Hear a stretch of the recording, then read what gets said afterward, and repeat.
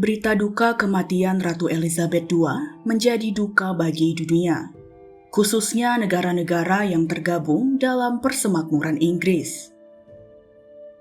Sang Ratu telah memimpin Persemakmuran selama 70 tahun masa kekuasaannya.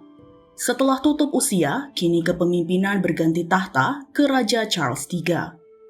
Meski begitu, nasib Persemakmuran Inggris masih dipertanyakan. Bahkan, ada juga negara yang ingin keluar dari asosiasi sukarela ini. Lantas, bagaimana sejarah terbentuknya Persemakmuran Inggris?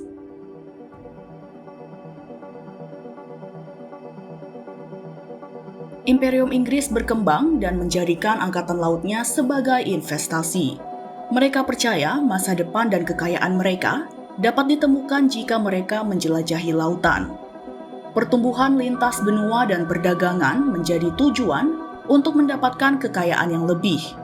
Kerajaan Inggris akhirnya membentuk koloni pertamanya di Amerika Utara dan Hindia Barat pada tahun 1600-an. Di abad yang sama, British East India Company didirikan sebagai sarana perdagangan dengan Asia Timur, Asia Tenggara, dan India. Tahun 1651, Undang-Undang Navigasi mendorong perekonomian tertutup antara koloni dengan kerajaan Inggris.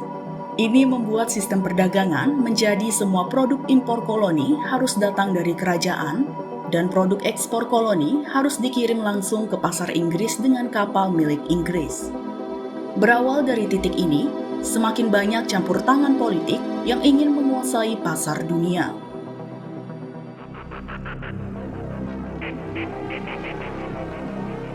Kerajaan Inggris terus memperluas kekuasaan wilayah jangkauannya ke seluruh dunia.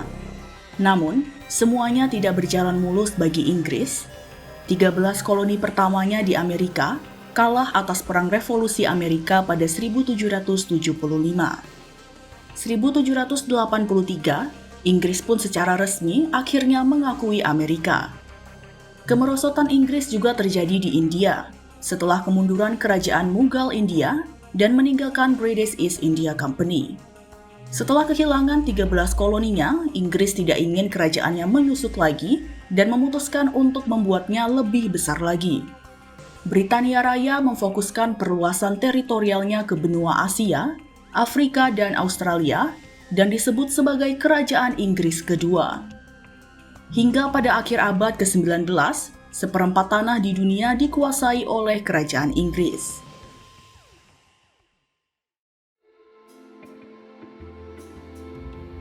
Seiring berjalannya waktu, negara-negara di bawah Kerajaan Inggris memperoleh kebebasan yang berbeda dari Inggris. Negara-negara semi-independen itu disebut Dominion. Pemimpin-pemimpin Dominion menghadiri konferensi dengan Inggris dari tahun 1887. Para pemimpin dari Australia, Kanada, India, negara bebas Irlandia, Newfoundland, Selandia Baru, dan Afrika Selatan menghadiri konferensi Kekaisaran 1926. Pada konferensi tahun itu, Inggris dan Dominion sepakat mereka semua adalah anggota komunitas yang setara di dalam kerajaan Inggris. Mereka semua dianggap berhutang kesetiaan kepada Raja atau Ratu Inggris, tetapi Inggris diminta tidak memerintah mereka. Komunitas ini pun kemudian disebut British Commonwealth of Nations atau Persemakmuran Inggris. Kemudian, Statuta Westminster pada 1931 secara resmi mengizinkan setiap kekuasaan untuk mengendalikan urusan dalam dan luar negerinya sendiri, termasuk untuk mendirikan korps diplomatiknya sendiri.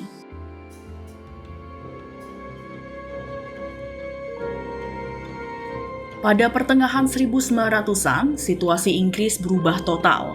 Hal ini semakin jelas pada akhir Perang Dunia Kedua pada tahun 1945. Faktanya, Inggris tidak mampu lagi mempertahankan kerajaannya.